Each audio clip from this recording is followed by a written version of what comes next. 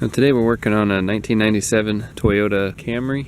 This is a follow-up from a video we did been a little over a month now, but we're replacing the ABS wheel speed sensor on this back right side.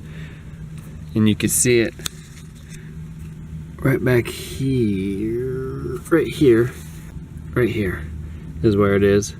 So it's a 10 millimeter. Then it has a little holding bracket here, it's 10 millimeter. Another holding bracket here, 10 millimeter. And then this grommet that goes through the side of the car there on the inside. So this will be a video of replacing it and then confirming the fix. So I tried to finesse it out and wiggle it around, but you can see that it's just plastic. So it broke in its hole. So we're gonna have to figure out how to get that out. We might be able to collapse the plastic, break it and get it out piece by piece. I'll have to come up with a solution for that, but that's probably what we'll do. So if you run into this, it was spinning. I can get it to spin in its hole, but it would never back out, and then it just broke. So you might run into this. Let me figure out what to do. So this is the progression. First, this popped off and separated from its housing, and so then it looked like this inside, like that inside. Then trying to finesse this, wiggle it around, pull on it, it broke and popped off. So then this was stuck inside the bore of the car, and you can see how I ended up getting it out is I took just a small pocket screwdriver and sliced the plastic from the inside, so the inside here, and I just sliced it, and then I was able to collapse the plastic down and it popped out.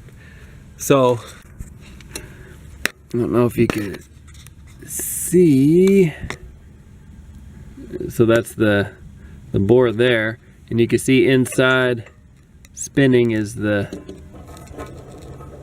tone ring.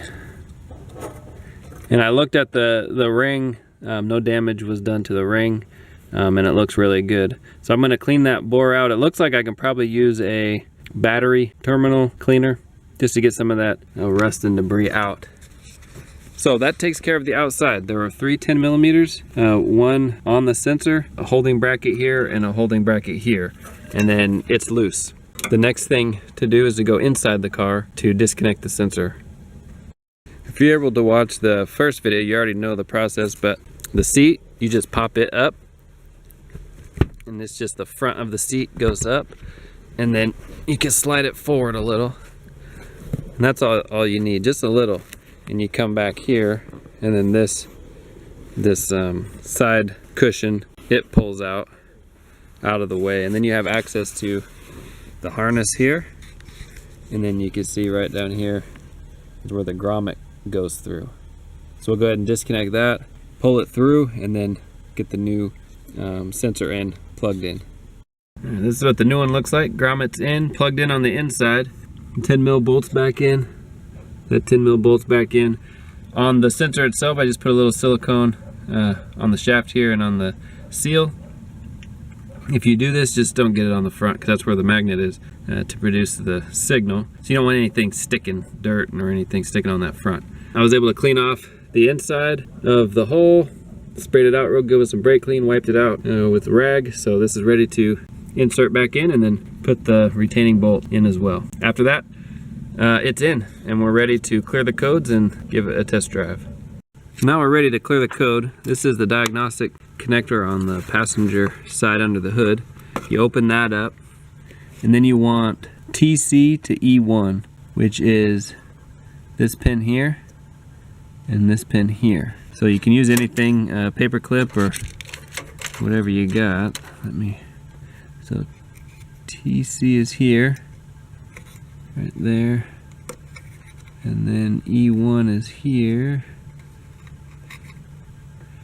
And then right now the key is off. So got that jumped. We'll go inside. So with those pins jumped, you come inside. Before you turn the key on, start pumping the brakes rapidly, as fast as you can, then turn the ignition on and keep pumping the brakes, and you'll see the ABS light start flashing. Let me do it.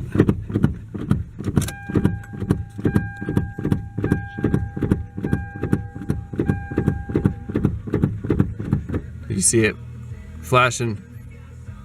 That means it's reset. Got some jams going. Okay. We'll go out and disconnect the jumper that we have. All right, jumper's disconnected. We can turn the car back on, start it up, and there shouldn't be an ABS code. So let's take it for a test drive. Last time it came on pretty soon, within 5 minutes of a test drive. And when I was test driving it, when I would come to a stop, the ABS would activate on me. No doubt it thought that right rear tire was locking up. In a way, that tells me that the ABS module is working and everything else in the system is working. We are back from the test drive. Went really well. No ABS light. Drives really good. So this one's a fix. Sweet and simple. See you on the next one.